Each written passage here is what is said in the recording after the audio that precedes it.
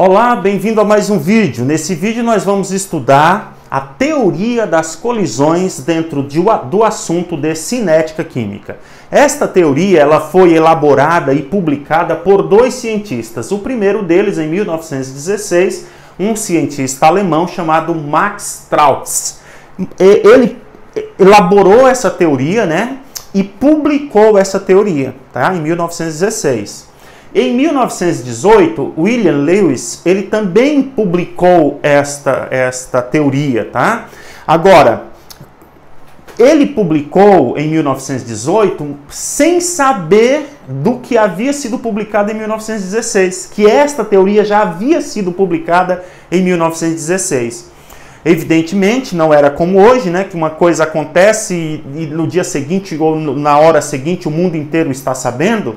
Naquele tempo, e justamente em função da Primeira Guerra Mundial, as comunicações não se davam com facilidade. Portanto, vejam, 2 anos depois foi publicada a mesma teoria, né, por William Lewis, sem que este soubesse que esta teoria já havia sido publicada 2 anos antes pelo alemão Max Strauss, tá? No que consiste essa teoria? Bem, então considere aqui a seguinte reação. Duas moléculas reagindo aqui, o hidrogênio e o iodo, né? Moléculas de hidrogênio, H2, e moléculas de iodo. Estas moléculas então reagem formando duas moléculas de HI, tá certo? Bom, qual é a ideia por trás da teoria das colisões? Bem, a gente sabe que para que os reagentes se transformem em produto, primeiramente, eles precisam, né, as moléculas dos reagentes, aqui está uma molécula de hidrogênio, aqui uma molécula de iodo, né? Para que estas moléculas se transformem nas moléculas de HI, né, de HI, primeiro estas moléculas precisam se quebrar, para que os átomos adquiram um novo arranjo, tá certo? Então, os átomos de hidrogênio precisam agora se combinar com os átomos de iodo, formando então o produto. Bom, mas para que estas moléculas se quebrem, elas precisam então se chocar, né? Elas estão em movimento, tudo no universo praticamente está em movimento, tá? A gente ainda não conhece o lugar do universo em que as coisas estejam absolutamente paradas, com o zero absoluto de temperatura, né? Não, eles estão em movimento e nesse movimento as moléculas se chocam, tá? Neste choque, estas moléculas então poderão ou não se quebrar. Se o choque permitir a quebra das moléculas, a gente diz que esse choque foi eficaz, né? Este choque foi eficaz, tá? Então o que nós temos aqui? Vejam, eu tinha uma molécula de hidrogênio, né? 2 átomos de hidrogênio ligados, eu tinha uma molécula de iodo, 2 átomos de iodo ligados, né? E o que acontece? Acontece que estes átomos, essas moléculas se quebram, resultando neste conjunto de átomos aqui, H2 e 2, tá? Esse conjunto de átomos aqui, que nem é a molécula de hidrogênio, nem é a de iodo e também não é a do produto. Isso aqui é um momento intermediário em que os átomos estão aqui sem formar nenhuma molécula, tá certo? Então, deste estágio aqui, é que você tem então a formação do produto com um novo arranjo, tá certo? Olha só, então você tem duas moléculas de HI se formando. Aqui representando as moléculas de hidrogênio se chocam com as moléculas de iodo, resultando nesse estado intermediário aqui, que acaba resultando então as moléculas dos produtos, tá bom? Bom, então a teoria das colisões, né? Ela é basicamente isso. Quando as moléculas se chocam, as colisões poderão então ser de duas maneiras. Ela poderá ser eficaz, né? Quando resulta na quebra das moléculas dos reagentes, ou não eficaz, né? Ou não eficaz. Bem, então o que essa teoria basicamente diz? Para que uma reação química ocorra, é necessário que haja choques efetivos. O que significam choques efetivos? São choques que resultam na quebra das moléculas dos reagentes, tá certo?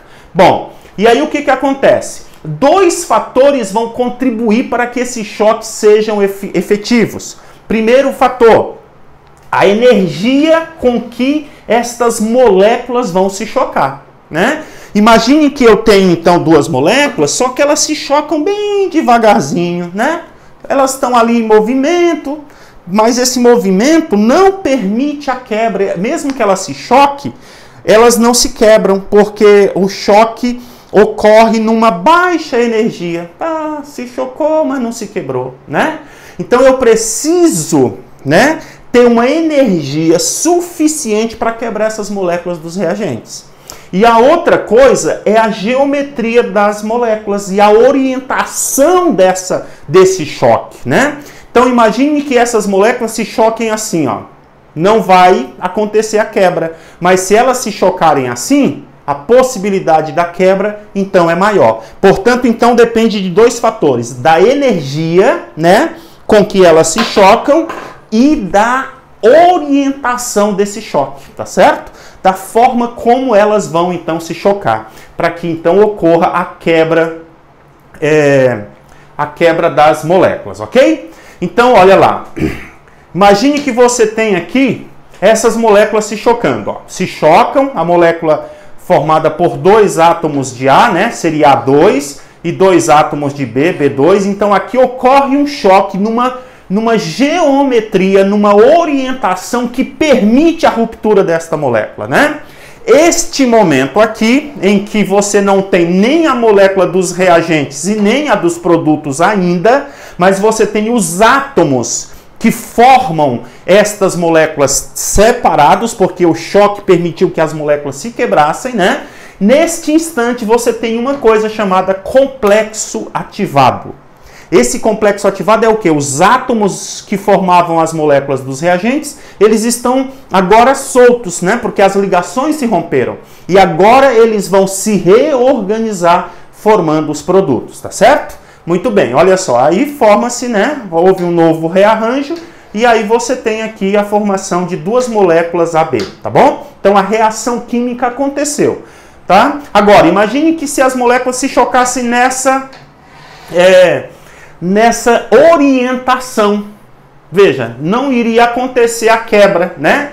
E não havendo a quebra, não há formação do complexo ativado, porque o complexo ativado é formado pelas moléculas dos reagentes com as suas ligações quebradas. Os átomos estão livres. Então, se as moléculas não se quebram, então não ocorre a formação do complexo ativado. Não vai ocorrer um choque efetivo, né? Então o choque não será efetivo e, consequentemente, não vai acontecer as reações, não vão acontecer as reações químicas, tá certo?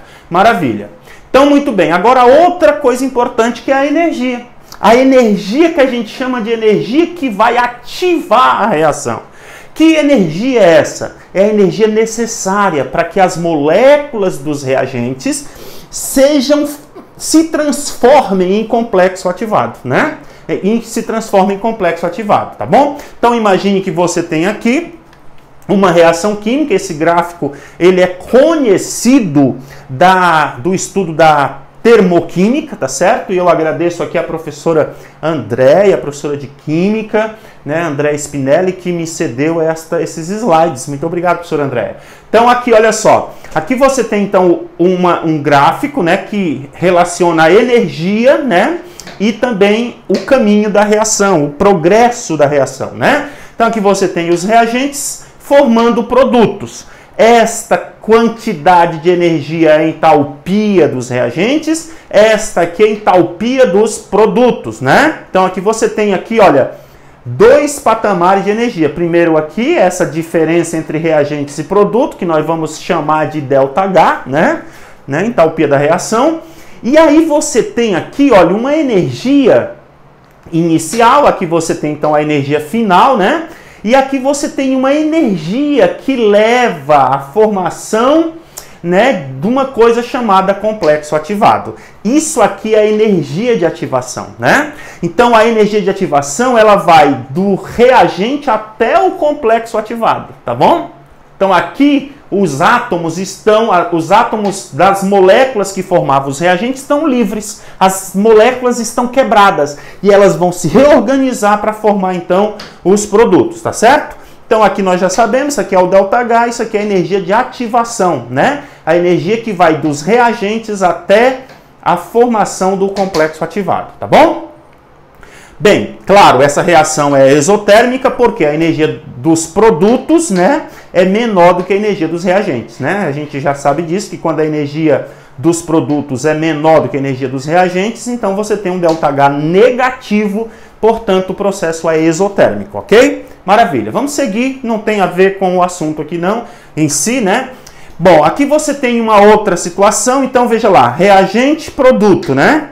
Então aqui é o ΔH, né? A energia entre o reagente e o produto. Nesse caso aqui o produto está em cima, o reagente está embaixo, o processo é endotérmico, né? E aqui, olha só, o tamanho da energia de ativação. Enorme, ó. O cara vai ter que dar bastante energia para a reação começar. A reação para começar, ela tem que formar aqui o complexo ativado aqui em cima, né? Olha só, né? Então aí forma o complexo ativado, aí ela vem e forma o produto aqui, tá? Então aqui a energia de ativação vai do reagente até o complexo ativado, tá certo? O ΔH é a diferença entre produto e reagente, é só esse pedacinho aqui, né? ΔH, ok? Então é isso aí. Então essa reação é endotérmica porque a entalpia do produto é maior do que a entalpia do reagente, né? Ok. Então veja, é importante a gente saber que a energia de ativação não é a mesma coisa que entalpia, tá? A entalpia, veja bem, a entalpia ΔH é a diferença entre produto e reagente, não é verdade?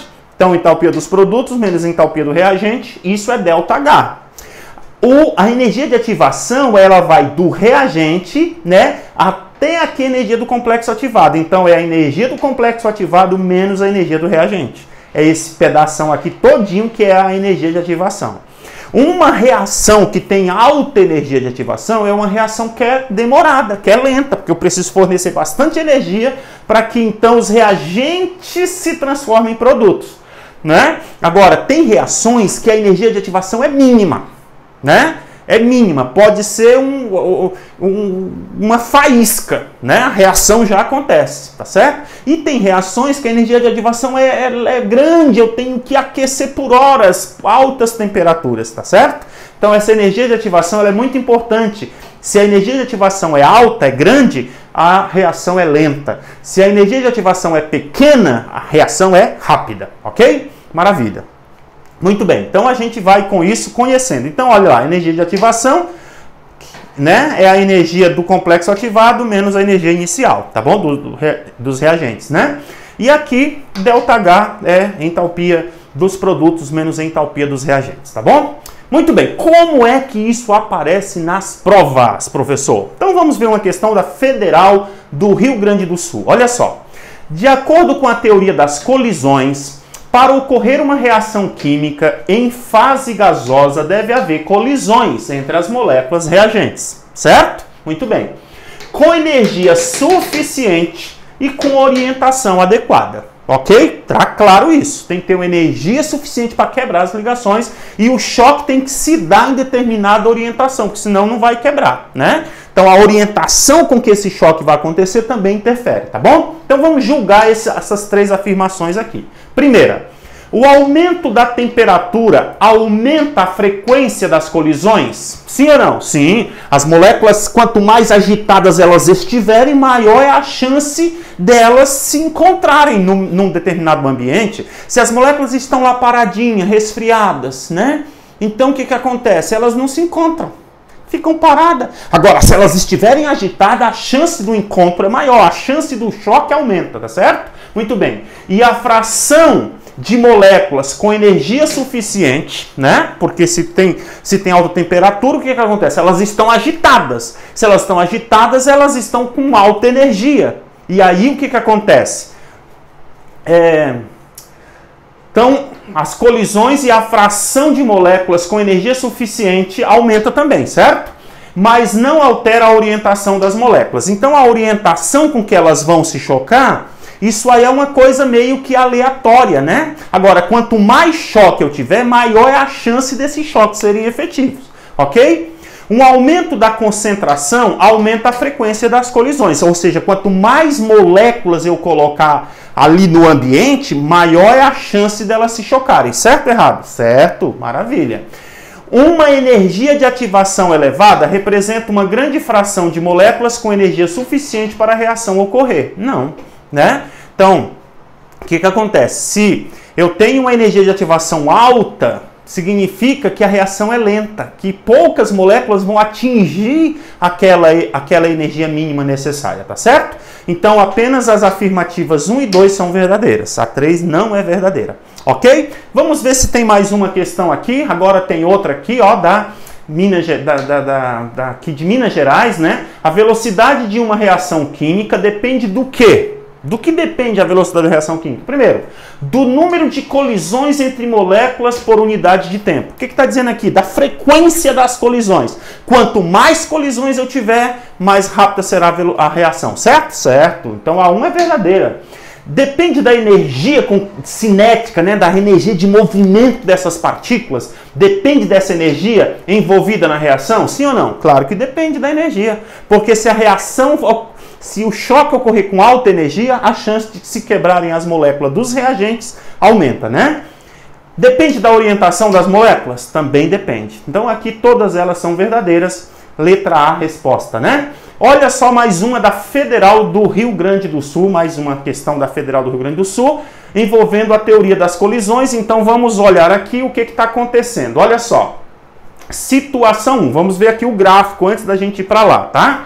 Então, olha só, situação 1 tem aqui moléculas do NO2 reagindo com molécula do CO, ocorre aqui o choque, né? Ocorreu aqui o choque, só que o produto, olha só, é igual, ó, é o NO2 de novo, ó, o NO2 e o CO. Aqui não ocorreu reação química. Esse choque aqui não foi suficiente para quebrar as moléculas dos reagentes. Então, aqui na situação 1 não ocorreu reação. Veja. Vamos ver aqui neste caso, ó, na situação número 2, então você tinha aqui as moléculas do NO2, né, e do CO, se chocaram, olha só, houve aqui o choque, e olha só o que era NO2 virou NO, e o que era CO virou CO2, ó, tá vendo? Então aqui, veja que o que você tinha nos reagentes é diferente do que você passou a ter nos produtos. Então, aqui houve reação, ó. Aqui, então, esse choque aqui foi eficaz, né? Choque eficaz. Então, aqui houve reação química, tá certo? Muito bem. Bom, vamos ver aqui o que aconteceu aqui, ó. Reagente, NO2 mais CO. Houve aqui a reação, ocorreu o choque aqui, mas aqui não ocorreu reação. Tá vendo que o reagente, ó, é a mesma coisa? Aqui, ó. Então, somente na situação número 2 ocorreu reação química, tá? Com base nisso, vamos analisar ali o que está dizendo o enunciado. Veja que aqui, o que nós fizemos? Nós primeiro analisamos o gráfico, né? Aquilo que foi representado. Então, nós já sabemos algumas coisas aqui. Vamos para a questão em si, né? As figuras a seguir representam as colisões entre as moléculas reagentes de uma mesma reação. Então, é a mesma reação o tempo todo aqui, né? Em 3 situações, verifique a figura abaixo, está aqui ao lado, né?